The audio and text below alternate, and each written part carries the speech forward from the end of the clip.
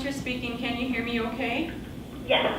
Thank you. This is case number 15 CF 627, State of Wisconsin plaintiff versus James Barker III, defendant. Appearances, please. Haley Johnson for the state as a special prosecutor by phone. Thank you. And Mr. Barker is appearing in person today without counsel. There's a number of things that we need to accomplish this afternoon. First of all, Mr. Barker, did you have the opportunity to review the competency evaluation that was done by Dr. Deborah Collins? No, I did not. You were not mailed a copy? No, I wasn't. Can you? I'm on the record as on CCAP as my own as a pro se attorney, and I have access to all my records. When I try to download it, usually when new records are uploaded on CCAP, I get an email from the clerk of court's office, and I have access to download it from my home, which is how I've been obtaining my records. But this record shows that it was uploaded on October 31st, but I have no access to reading it and Probably downloading it. because of the confidential nature of it, so we'll print a copy for you.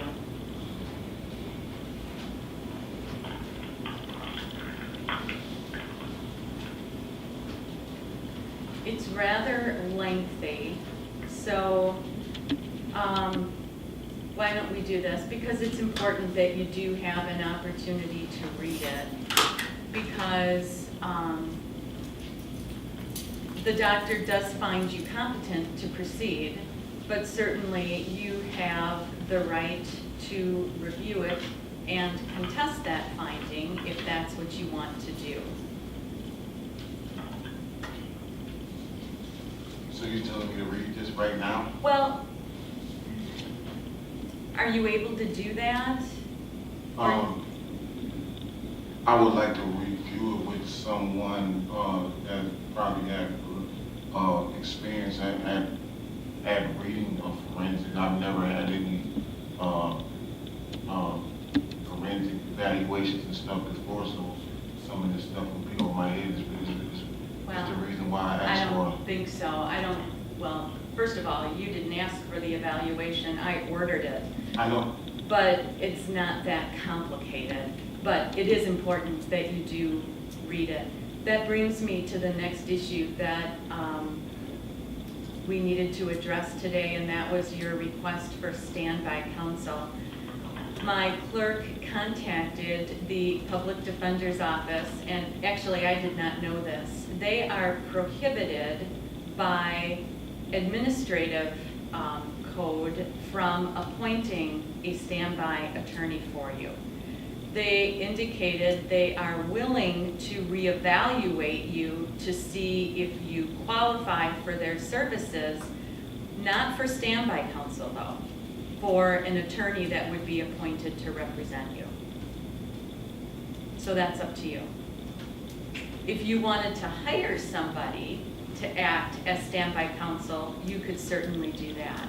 But again, the public defender's office is literally prohibited from doing that.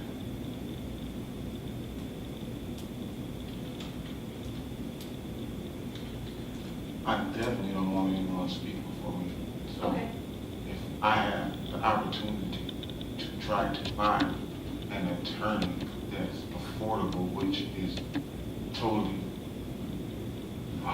I'm exhausted of funds. That's the reason why I want a bond reduction, so I can afford an attorney. But but if I can find a pro se attorney or something like that, I mean, attorney that will pro bono attorney or something like that. But other than that, I am exhausted with funds right now, unless the money falls from the sky, because I'm unable to work. I'm a CDL truck driver, and I'm unable to go over the road because of this case. So I don't have an income right now. With that said, I definitely not going to have any want to speak for me. I need an attorney, but I want an attorney that as a second chair. Okay, well, again, that's certainly, you're right. It's just that the public defender's office then can't accommodate that request. Is that statutes or? It's an administrative code. It's chapter PD 5, section 5.03 of that chapter. It prohibits them from appointing or acting as standby counsel. You said PD 5, what else? Section 5.03. All right, point 0.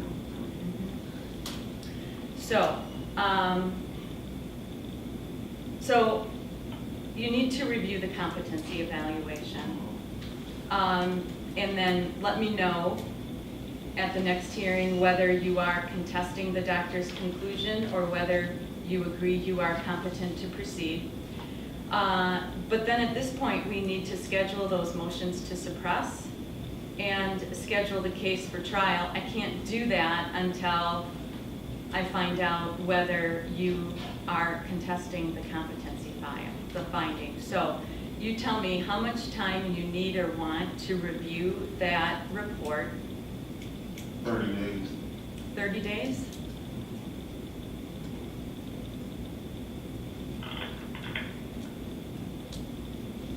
Ms. Johnson, since we're coming back for a pretty limited purpose in 30 days, I will allow you to appear by speakerphone for the next hearing. I do need to find out from Mr. Barker his desire on how he wants to proceed with the competency evaluation. It will be up to him, of course, to hire standby counsel if that's what he wants to do, and then get dates for the motions to suppress and trial. Okay, that sounds good. Date in about 30 days, Myanna? December 11th at 2 o'clock. For the record, I have a question for the record. Go ahead. Who is the legal custodian of the records to my case? The clerk of courts. Racine County or Walworth Racine. County? Racine County Clerk of Courts, because this is where the case originated. So, why am I having to drive to Walworth County to get records? And when I asked the Racine County Clerk's office for copies of the record and to see certified, see the originals and certified records, they told me, the clerk even wrote me a note saying that they can't give me copies of the record because they're not the legal custodian. I don't know what you would be referring to, sir. All of the case originates here, it stays here. Certainly, Ms. Johnson has all the discovery in Walworth County as well. But you should be able to get copies of everything you need here. And in fact, Ms. Johnson, the discovery that we keep going over at every other hearing, that's at the Racine Sheriff's Department, correct? Yes, and I know the Sheriff's Department did reach out to Mr. Barker, and they have not heard back regarding him viewing physical discovery. Okay, so the physical discovery is still here at the Racine County Sheriff's Department, sir, upstairs. I emailed the Spragner lady and she never responded. Do you have a number for the deputy at the Sheriff's Department, Ms. Johnson? I can find it. In addition, me and Attorney Bobby drove up to Walworth County to get the discovery on June 15th, which is with the purpose of driving up to Walworth County because allegedly they were supposed to be the legal custodians of the record. And the records, when we got there, the records we were there seeking wasn't in the file. And so then they arranged for the records to be sent back here to Racine, in which I went to view them across the street at the clerk's office. I believe that was in July. And it was the exact same file that I viewed in Walworth County. It should be. And it was still missing. It was supposed to be additional records with them in that file, the same records that I have been seeking since 2015, which is search warrant. Everything that we have here, Ms. Johnson has in her county as well. There's no, whatever is here is there. There's no, I know you have this conspiracy theory in your head that you know, people are hiding documents or not being forthright with you on the documents. But whatever we have here, Ms. Johnson has in her county as well. I'm only acting according to statutes. When I read the statute, it says that the original records, I have, this is the Wisconsin Law Compliance Guide for records. It says that I have the right to inspect the original records and also get a certified copy thereof. I tried to get certified copies of certain records, and the clerk of court told me they don't have the Racine County Clerk's Office. I even have a letter written from him stating this. So I'm just kind of exhausted of getting to run around to simply get records. I even asked for the records to be given to me. If you're asking for a record that doesn't exist, they're not going to be able to help you. Anything that exists in the court file is yours for inspection. I understand. That's all I can tell you. What's the number for the deputy, Ms. Johnson? I don't have that particular deputy's direct line, but the main number for the Racine County Sheriff's Office is 262-886-2300. And Mr. Barker should be asking for which deputy? Springer, S-P-R-E-N-G-E-R? Spranger, yes. Thank you. So we'll put that number and name on your notice. Did you give a date? Excuse me, so when, December 11th at 2 o'clock. Okay. so when am I going to be able to see those records that you ordered on to be brought forth on? All you need to do is contact the officer, schedule an appointment so that the deputy can be there supervising while you're looking at the physical evidence. We've been through this, we've been down this road. It was two things that was ordered on, I believe that was June 30th. You stated now I was supposed to meet with the deputy for the digital discovery, not actual physical. Physical, Paper. digital, they have it. You just need to schedule an appointment, sir. Deputy Spranger, S-P-R-A-N-G-E-R, 886-2300 will put all that information on your notice so that you have access to it all. So state the number again, 886 what? 2300. And ask for Deputy Spranger, S-P-R-A-N-G-E-R. Her first name is Heather. First name Heather, H-E-A-T-H-E-R. So there's no way for us for all those original records to be presented on record in court, because like we can nip all of this and just end it all if these records are presented to me in court, because they scheduled me to go meet with these officers and the clerk of court, and I get there and the record's not there. So I'm tired of just chasing my tail. That's the reason why since December 1st I've been asking for the record to be presented to me on record in court so we can end all of this. I don't have the records, sir. I don't have physical possession of them. I know the DA or the clerk of court. is Ms. the Johnson legislative- has them, which is why you and Mr. Bobbitt went out to her county and you had full access to everything she Right. has. It was- It's the same documents that are here. Whether you get copies here, whether you get them from Ms. Johnson, the records are the same. Yes, but I question the authenticity I of the know you documents. question it, but And I it want is to see what it the is. originals. I have a right by statutes to see the Sir. originals. They are with the clerk of courts in Racine County. That's all I can tell you. Can we clarify the reason?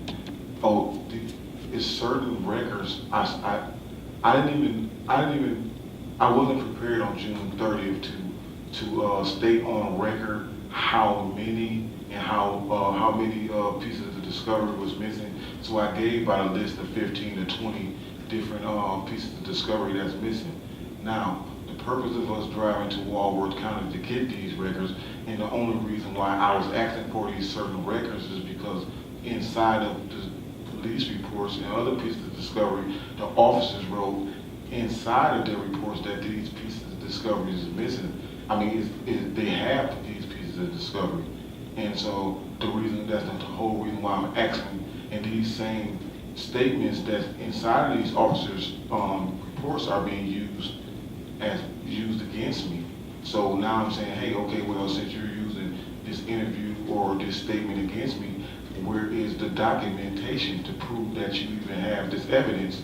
And you and the DA tell me it don't exist, but the credibility. Sir, understand, in my role, I don't know what the discovery is. I don't look at it personally. If you, and I know we've been through this dozens of times, if you want to make a list and go through each report and document exactly what it is you think is missing, I don't know what else to tell you to do. I've done that. All I can tell you is that Sam Christensen, Mr. Christensen, who is the clerk of court in Racine County, maintains the record.